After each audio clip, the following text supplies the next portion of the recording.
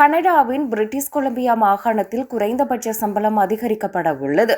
எதிர்வரும் 1ஆம் தேதி முதல் $17.85 உயர்த்தப்பட உள்ளது. இது தற்போதைய $17.40 காணப்படுகிறது. இதன்படி சம்பள தொகை 45% உயர்த்தப்பட்டுள்ளதாக தெரிவிக்கப்படுகிறது. இந்த உயர்வு குடியிருப்பு பாதுகாவலர்கள், குடியிருப்பில் வசிக்கும் ஆதரவு பணியாளர்கள், முகாம்களில் பணிபுரியும் தலைவர்கள் மற்றும் ஆப் மூலம் உணவு மற்றும் பயண சேவையில் ஈடுபடும் பணியாளர்களுக்கும் பொருந்தும்.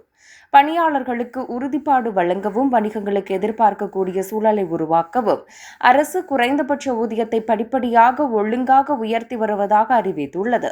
இந்த குறைந்தபட்ச ஊதியம் வருடந்தோறும் பணவீக்க அளவுக்கு ஏற்ப தானாகவே உயர்த்தப்படும் அரசின் 4வது ஆண்டு உறுதிமொழியாகும் என்பதும் குறிப்பிடத்தக்கது. கனடாவின் மாகாணங்களில் பிரிட்டிஷ் கொலம்பியா தற்போது அதிகபட்ச குறைந்தபட்ச ஊதியத்தை கொண்டுள்ளது.